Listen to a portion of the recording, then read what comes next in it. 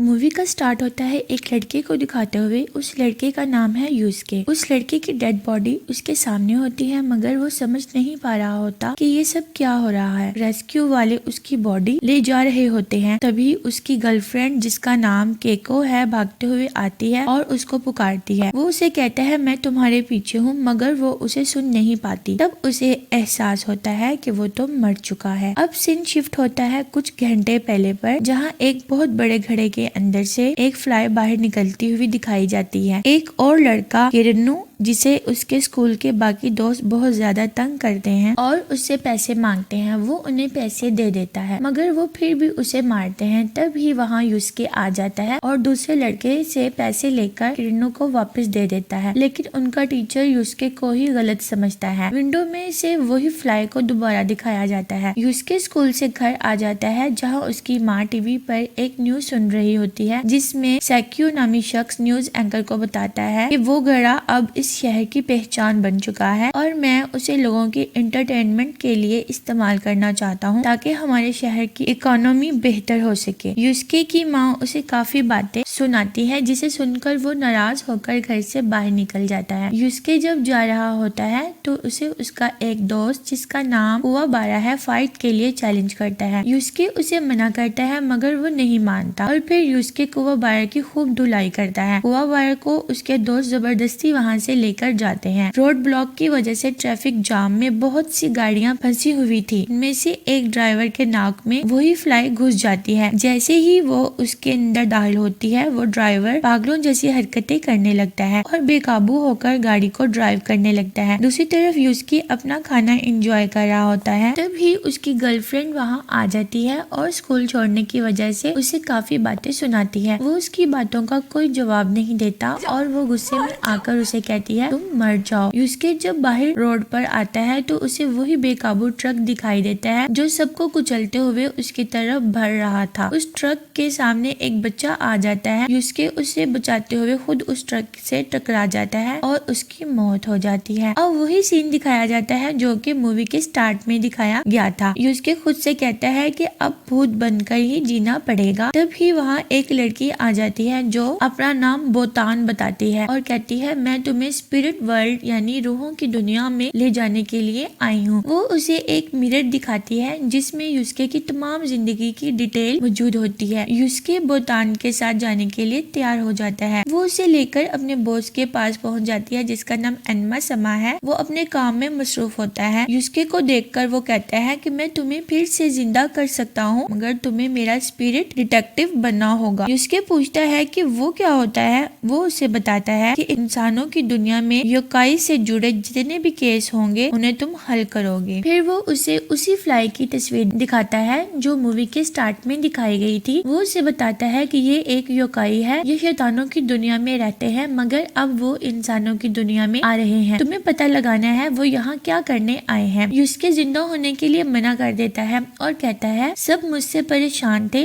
मेरे मरने की खबर सुनकर सब खुश हो गए होंगे, लेकिन बोतान उसे समझाती है कि लोग आपके बारे में क्या सोचते हैं इसका सच आपके मरने के बाद पता चलता है। वो उसे दिखाती है कि कैसे उसकी माँ और गर्लफ्रेंड उसकी याद में आंसू बहा रही होती हैं। यूस्के की गर्लफ्रेंड उसकी मौत की जिम्मेदार खुद को समझती है और वो कहती है अगर वो मर जा ना कहती तो वो ना मरता, और बहुत ज्यादा रोती है। वही लड़के फिर से किरणों को मार रहे होते हैं। वो उसे बहुत बुरी तरीके से पीटते हैं और वो उसे जिंदा जलाने लगते हैं। वो खुद को बचाने की बहुत कोशिश करता है। तभी वही फ्लाई उसके कान के जरिए उसके अंदर चली जाती है। उस फ्लाई के अंदर जाते ही वो बहुत ताकतवर बन जाता है और उन लड़कों को मारने लगता है। उसके जिस्म की बनावट तब्दील हो जाती है और उसका चेहरा भी खौफनाक हो जाता है। उसका खुद पर कोई काबू नहीं होता। कुवाबारा और उसके दोस्त भी वहाँ आ जाते हैं। दूसरी तरफ बोतान अपने बॉस को बताती है कि यूस्के मान गया है, मगर एनमा समा कहता है कि अब एक और मुसीबत आ गई है, तुम्हारे घर को आग लग गई है। यूस्के अपने घर की तरफ भागता है। यूस्के की डेड बॉडी भी वही थी।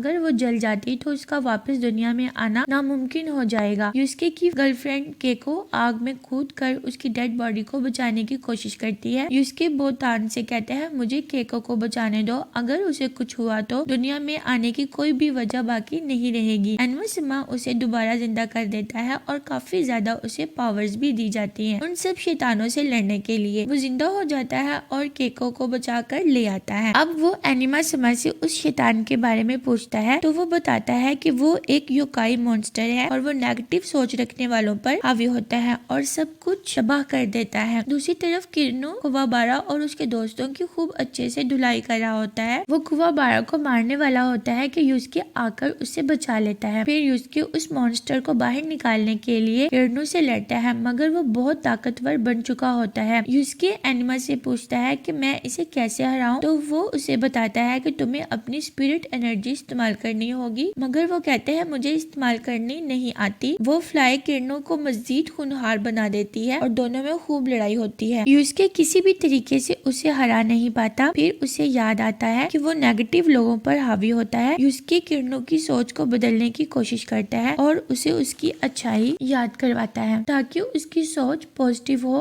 और वो मॉन्स्टर कमजोर हो जाए। जैसे ही वो कमजोर पड़ता है यूस्के अपनी स्पिरिट एनर्जी की मदद से उस फ्लाई को बाहर निकाल देता है और उस फ्लाई मॉन्स्टर को मार देता है। यूस्के की फैमिली उसे दोबारा जिंदा देखकर बहुत खुश हो जाती है मगर ये कोई हैप्पी एंडिंग नहीं, ये तो स्टार्ट है स्पिरिट एनर्जी को इस्तेमाल करके युकाई से लड़ने का। युकाई जो कि बहुत ताकतवर शैतान है। अब यूस्के को लड़ना था इन 3 युकाई शैतानों से जिन्होंने मैजिकल मिरर, मैजिकल नाइफ और मैजिकल बॉल चुराया था। उन सब चीजों की अपनी अपनी पावर्स हैं और ये सब ही बहुत खतरनाक है। वो तीनों योकाई मॉन्स्टर गोकाई, कोरमा और हेई है। एनिमासिमा बताता है कि ये तीनों हथियार अगर इनसे वापस ना लिए गए तो इस कदर तबाही फैलेगी कि दुनिया खत्म हो जाएगी। एनिमासिमा यूस्के को स्पिरिट गन चलाना सिखाता है ताकि वो उसे इस्तेमाल करके उन योकाई को हरा सके। उन योकाई में से गोकी मॉन्स्टर ने मैजिकल बॉल की मदद से छोटे बच्चों की आत्माओं को कैद करना शुरू कर दिया था। शहर के तमाम बच्चे एकदम से बेहोश हो जाते हैं। उन बच्चों की आत्मा को कैद करके खाना उसका बेहतरीन मशगला है। यूस्के उसको मारने के लिए उसको ढूंढता है मगर वो कहीं नहीं मिलता। यूस्के खाना खाने के लिए केको के होटल में जाता है। उसे वहाँ वही बच्चा मिलता है जिसकी उसने जान बचाई थी। वो बच्चा उसे बताता है कि मेरे सब दोस्त ठीक नहीं है, पास वाले ग्राउंड में सब बेहोश हो गए थे। यूस्के उसे कहता है जहाँ हादसा हुआ था मुझे वहाँ ले जाओ। वो उससे वहाँ लेकर जाता है। गोकी अपनी शक्ल तब्दील करके बच्चों की आत्मा को मैजिकल बॉल में कैद करके लेकर जा रहा होता है। यूस्के उसका पीछा करता है और एक मैदान में आकर वो एक दूसरे के आमने सामने होते हैं और गोकाई अपनी असली शक्ल में वापस आ जाता है। यूस्के और उसके दरमियान बहुत ज्यादा लड़ाई होती है। गोकाई को हराना यूस्के के लिए मुश्किल बनता जा रहा होता है क्योंकि उसे स्पिरिट एनर्जी इस्तेमाल करनी नहीं आती। जब गोकाई यूस्के को मार रहा होता है तो वो बच्चा भी वहाँ आ जाता है। गोकाई उस बच्चे की आत्मा को भी कैद कर लेता है जिसे देखकर यूस्के को बहुत गुस्सा आता है। वो जब उसे खाने लगता है तो यूस्के अपनी स्पिरिट गन को इस्तेमाल करके गोकाई का खात्मा कर देता है। उसके मरने के साथ ही सब आत्माएं उस मैजिकल बॉल से निकल कर दोबारा उन सब बच्चों के अंदर वापस चली जाती हैं और वो ठीक हो जाते हैं। दूसरी तरफ एक बिजनेसमैन जिसने एक योकाई लड़की को कैद किया हुआ है, वो जब रोती है तो उसके आंसू मैजिकल मोती बन जाते हैं। वो उसे काफी तकलीफ देता है ताकि वो रोए और उसे मोती मिल सके। उसकी असिस्टेंट्स में से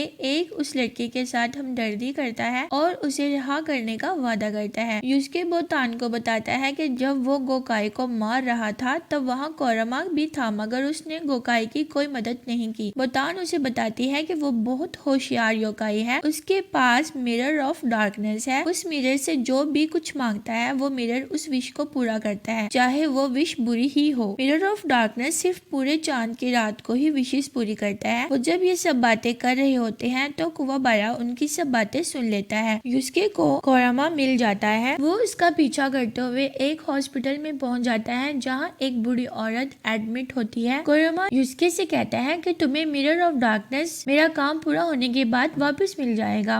वो बूढ़ी औरत उसे सच्चाई के नाम से पुकारती है। वो औरत उसे बताती है कि मैं सच्चाई की माँ हूँ, मेरा बेटा बहुत फर्माबरदार है, मेरी बहुत खिदमत करता है। यूसुके ये सुनकर बहुत हैरान होता है। फिर कोहिरमा उसे बताता है कि इंसानों की दुनिया में उसका नाम सच्चाई है, क्योंकि 17 साल पहले एक बहुत ताकतवर शिकारी ने मुझ पर हमला किया था। उससे बचने के लिए मैं अपनी माँ की कोख में पल रहे बच्चे के अंदर समा गया था। वो मुझे अपना बच्चा समझती है और मैं भी उसे छोड़कर नहीं गया। मेरी माँ बीमार है और मुझे उसके लिए जिंदगी चाहिए इस मिरर की वजह से। बोतान यूसुके को बताती है कि कोहिरमा ने तुम्हें इस मिरर का एक सच नहीं बताया। ये मिरर जिसकी विश पूरी करता है बदले में उसकी जान ले लेता है। आज पूरे चांद की रात है, वो आज उस मिरर से अपनी ख्वाहिश पूरी कराएगा।